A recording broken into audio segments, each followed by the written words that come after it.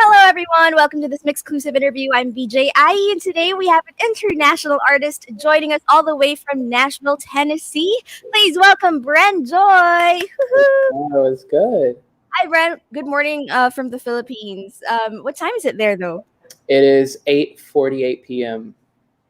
So dinner time then. Well, thank you so much for giving us some of your time. But so we want to know more about you, Bren. Aside from your music, where did you grow up, and can you tell us where your love for music come from? I grew up / still live in Nashville, Tennessee. Mm-hmm.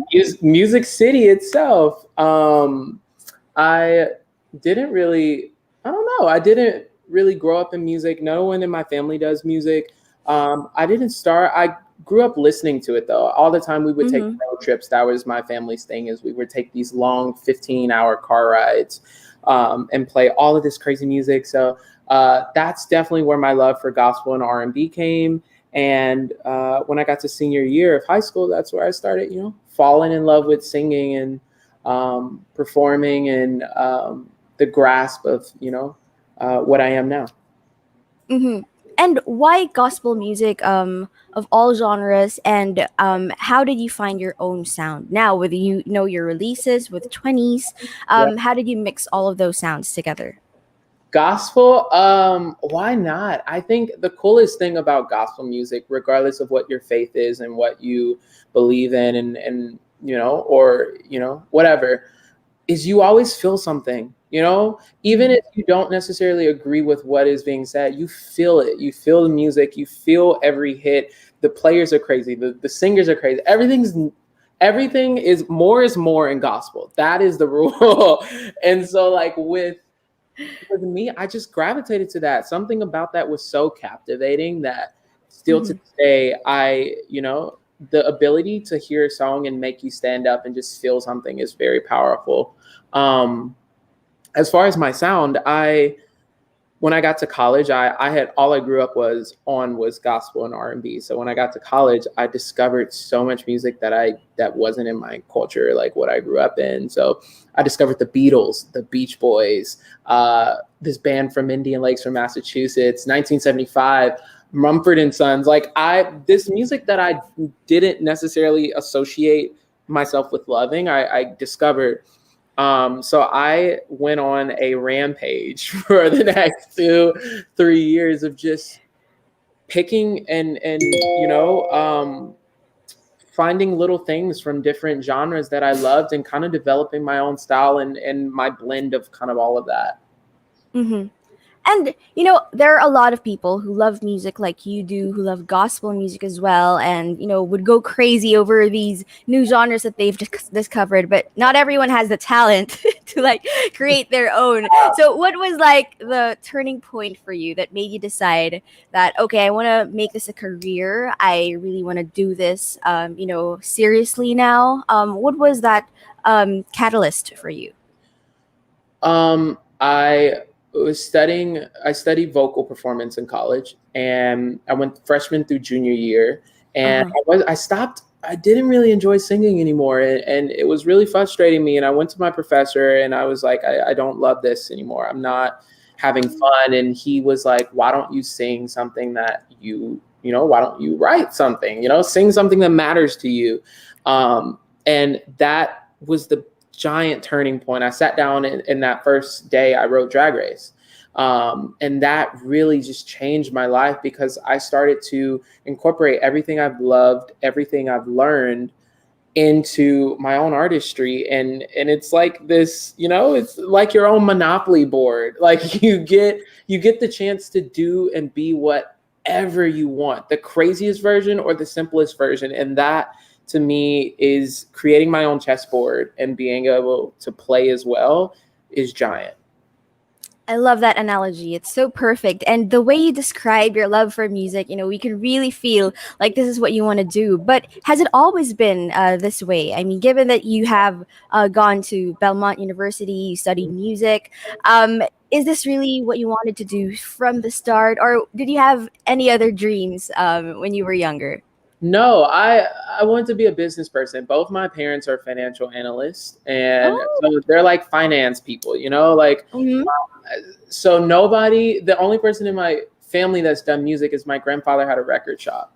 And so I always knew I wanted to be a businessman. I can't really do 9 to 5s. I just, whatever. But I've had so many jobs. I've worked in an ice cream shop. I've been a camp counselor. I've done it all. Like, so I At think 23 years old, really? well, no, not all, but I've done a lot, at least in my mind. Our generation's lazy, we're like one job and I'm like, all right, I'm done for the year. Like I'm over it. But I definitely, I don't know. It didn't when I discovered music and I found out, this is a job and you make Mhm. money and you can sustain a family and live life through your wildest dreams through something that I love so much. That was the biggie. Especially if you got millions of streams, like what you achieved for your 8-track EP 20s. Let's talk about that, Bren Joy. So, where did the EP come from? How did you make it? And can you tell us about the overall theme of 20s? I oh I First 8 songs I've ever written. They're all the Mm-hmm. first 8, and so I put them all on a project. It was originally supposed to be a 4-song EP, Ooh. and I was walking down the street and I saw this a tear out, like a cutout of this really old yearbook, and it clicked. Everything clicked. It was like an epiphany. It was a big epiphany moment. It was very dramatic, Mm-hmm. and I called my buddy Caleb, who produced the whole thing, and I was like, "Yo, all right, we're gonna go from 4 songs that are supposed to release in a month and a half to 8. So we got 4 songs to cut, and from there we made Sweet, we made Pocket, we made not Scotty, we made Pocket, Drag Race, and the interlude When Martin Died. The whole theme of 20s. I'm a big giant Brady Bunch fan. Mm-hmm. Also love just that whole essence. And so I knew I really wanted to do something that was an embodiment of what I was kind of going through. And every song is kind of a piece of the beginning of my 20s. Mm-hmm. Drag Race, lists kind of the insecurity side. Sweet is kind of that fun, energetic side. It's the entrance to the song. Henny in the Hamptons is where I want to be, when I'm 30. So the whole project is a first impression, I like to say, of myself into the music industry. Oh, okay. And your lyrics are amazing. They're so relatable. You're able to piece together, these thoughts that usually early 20s people really think about. And even, past that age, I mean, it's just such, you think of these universal concepts. Where do these concepts come from? Everywhere.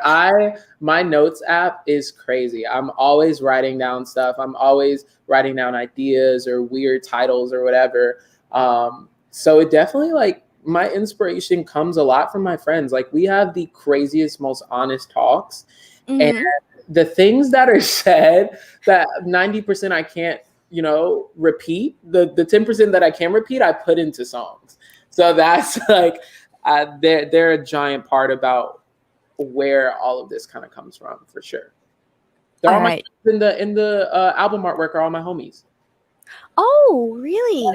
Yeah. So we had an original album artwork. We got rid of it, scrapped it the next day before it was supposed to be submitted. We Mm-hmm. shot that whole that whole thing. And we actually shot everyone singing the lyrics of Henny in the Hamptons, which is actually used at the beginning of the Insecure video. So little Easter eggs.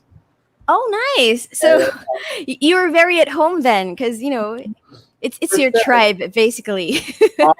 Always. It's always the crew. But I've also seen the lyric videos that you recently posted on your YouTube channel. Can you tell us about this? Because it's like basically a piece of art that you posted, and it has a story. And can you tell us like how hands on you were for the visuals, on the visuals of your lyric videos? Burn and Broad is amazing, and I knew that I wanted it to feel like a storybook. I used to be obsessed with like these really old like Disney like child shows, like whether it be like Little Bill or whether it be like Daniel and the Big Tiger, or whether it be like those little shows like I used to be obsessed with. And so I knew that I wanted it to kind of feel like a cartoon, like to feel like a Mm-hmm. little storybook, something that people can look at and it just makes you smile. So that's kind of the essence for all of the lyric videos have this quirkiness. It's a little cheeky. It feels like a little book, and yeah. So the storybook concept came from you. I love how you're really making your music your own. Even though you're just starting, you're not being pressured by anyone. You're able to like really give it your own flavor. Now I wish we can do this track by track, but we don't have time for that. So I will just let you choose a favorite. I know it's hard because these are all your babies, but if you were to choose a favorite track in 20s, what would it be? Oh man, a favorite track. I don't know. It switches daily. Upper East Side is one that is very special to me. Uh, Mm-hmm. and I don't really perform it much. I don't do whatever much, but it is one that it was basically we had just finished recording Drag Race. And Okay. so the last three chords of Drag Race are the entire song of Upper East Side, because it was like we like vamped it. So all of that is just Mm-hmm. a freestyle that we did off the cusp.